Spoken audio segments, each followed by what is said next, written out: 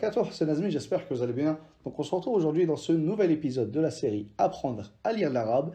Et la leçon du jour est si ce n'est la leçon la plus importante de la série. Donc soyez très attentifs. À la fin de la vidéo, apprenez par cœur ce qu'on va voir durant celle-ci. Et votre récompense, ça sera que toutes les leçons qui vont venir par la suite sont beaucoup plus faciles que celle-ci. Cette leçon, elle n'est pas insurmontable, mais vous allez voir qu'elle mérite de l'attention et également elle mérite de la mémorisation. Donc le sujet du jour, ça sera l'écriture des lettres en langue arabe. Il faut savoir que l'alphabet qu'on a appris précédemment, c'était les lettres lorsqu'elles sont écrites de manière seule. Maintenant, la subtilité et ce qui fait aussi la beauté de cette langue arabe, c'est que une seule et même lettre peut s'écrire de manière différente si elle est toute seule ou bien si elle est située au début d'un mot, en milieu de mot ou bien en fin de mot. Je vous rassure, les différentes écritures, elles ne sont pas entre elles très différentes. D'accord ? Il y a seulement des petites choses qui sont différentes, mais sinon en soi, on reconnaît la lettre de base. Donc pour cette leçon, on va s'aider d'un tableau à 4 colonnes. Celle de tout à droite, c'est la lettre lorsqu'elle est écrite de manière toute seule. C'est celle qu'on a appris précédemment. La deuxième, en partant de droite, c'est lorsque c'est en début de mot. Ensuite, la troisième, en milieu de mot. Et enfin, la dernière, celle tout à gauche, lorsque la lettre est écrite en fin de mot. Donc, on va commencer avec la lettre, entre guillemets, la plus subtile, qui est le elif. C'est pour ça que on a un tableau entier seulement pour le elif.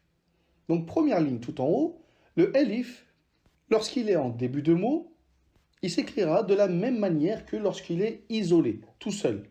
D'accord ? Et la hamza, c'est-à-dire le petit 2 qu'il y a au-dessus, le petit 2 à l'envers, il peut être parfois en haut et parfois en bas, comme on va le voir dans la suite des leçons. Ensuite, la colonne suivante, donc la deuxième en partant de la gauche, c'est le elif lorsqu'il est en milieu de mot. Lorsque le elif est en milieu de mot, il peut être écrit donc comme une barre avec le petit 2 à l'envers en haut, ou bien sur la ligne avec le petit 2 à l'envers, ou bien sur un waouh. Et enfin, lorsque le elif est en fin de mot, il sera écrit pareil, donc avec la barre et le petit 2, ou bien il sera écrit sur ce qu'on appelle un elif maqsoura, c'est-à-dire un elif qui a la forme d'un yé, d'accord ? Ou bien il sera écrit sur le waouh, comme en milieu de mot. Donc, un conseil, par expérience, ne vous attardez pas trop là-dessus, d'accord ? On va continuer la leçon, et vous allez voir que ça rentre tout seul. Et que dans un mot, dès que vous allez voir le petit 2 à l'envers, vous allez reconnaître que ça, c'est la marque du elif. Que ça soit écrit sur un bâton, ou bien sur la ligne, ou bien sur un elif écrit comme un yé ou sur un waouh. Donc, on continue sans plus tarder avec la suite de l'alphabet et les différentes écritures des lettres. Donc, c'est tout le temps la même chose. Première colonne à droite, la lettre lorsqu'elle est écrite de manière isolée. La colonne suivante en début de mot. La colonne d'après en milieu de mot. La colonne tout à gauche en fin de mot. Donc, je vous donne dès maintenant un conseil afin de faciliter la mémorisation de cette leçon. Observez chaque lettre, une à la suite de l'autre, c'est-à-dire la lettre lorsqu'elle est écrite de manière isolée, puis ensuite la lettre lorsqu'elle est écrite en début de mot, puis celle en milieu de mot, puis en fin de mot. Et quand vous observez cette lettre, prononcez la lettre. Donc, ba, ba, ba, ba. De cette manière, on fait travailler la mémoire visuelle et la mémoire auditive. La ligne suivante, ta, ta, ta, ta. Ensuite, fa, fa, fa, fa. Et aussi, un autre conseil qui peut énormément vous faciliter la mémorisation, c'est de réécrire ce tableau. C'est-à-dire que vous écrivez le ba lorsqu'il est isolé et vous prononcez la lettre à voix haute en même temps. Ensuite, vous réécrivez le ba en début de mot et vous le prononcez en même temps. Ba. Vous écrivez à côté le ba en milieu de mot, vous prononcez ba et vous écrivez le B en fin de mot et vous prononcez B. Pour chaque lettre, vous répétez ceci de 5 à 10 fois jusqu'à que ça rentre. Et surtout, un rappel très important, c'est que si vous passez du temps pour mémoriser l'écriture des lettres, ce n'est pas grave, ce n'est pas un souci. Au contraire, c'est très important de maîtriser à la perfection cette leçon. Donc dès que vous sentez que vous êtes prêt, que vous pourrez reconnaître par exemple le T en milieu de mot, ah, il y a 2 points au-dessus de la ligne, donc c'est un T, alors vous pourrez passer aux leçons suivantes et vous verrez, comme je l'ai dit précédemment, ce sont des leçons très simples. Donc une fois cette leçon, l'écriture des lettres maîtrisée, vous n'êtes qu'à quelques pas de la lecture en langue arabe. Donc dans le tableau suivant, on a le reste de l'alphabet, donc Jim, Jim, Jim, Jim, Ha, Ha, Ha, Ha, Kha, Kha, Kha, Kha. Et ici, j'ai volontairement fait 3 lignes pour réunir le Jim, le Ha et le Kha.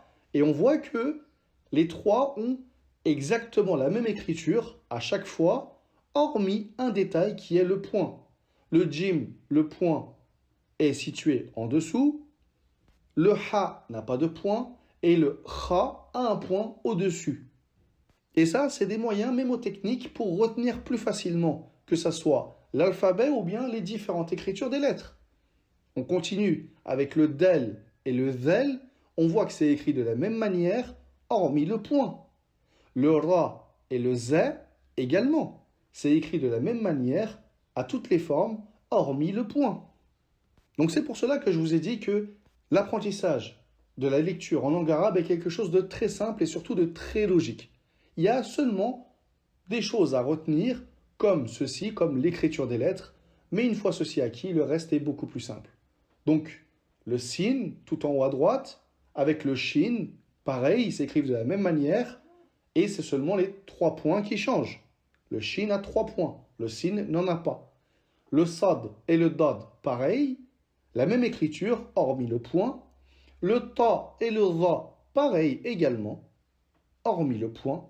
Le ayn et le ghayn, de la même manière, la seule différence, c'est le point. Ensuite, le fa et le qaf s'écrivent de la même manière. Le fa a 1 point, le qaf a 2 points, tout simplement. En faisant attention que le qaf, la boucle, lorsque c'est écrit en fin de mot, et de manière isolée, est un peu plus courte que la boucle du fa. Ensuite, le kaf, donc kaf, kaf, kaf, kaf, lam, lam, lam, lam. Puis enfin, les 5 dernières lettres, le mim, le nun, le ha, le waw et le ya. Donc avec ceci, on a vu ensemble l'écriture des lettres de l'alphabet, que ce soit quand elles sont écrites de manière isolée, ou bien lorsqu'elles sont situées en début de mot, en milieu de mot ou en fin de mot. Apprenez par cœur cette leçon, concentrez-vous bien sur les différentes écritures des lettres lorsqu'elles sont en début, milieu et fin de mot. Et une fois que vous êtes prêts, je vous retrouve dans la vidéo suivante pour étudier la première règle qui est la fatha.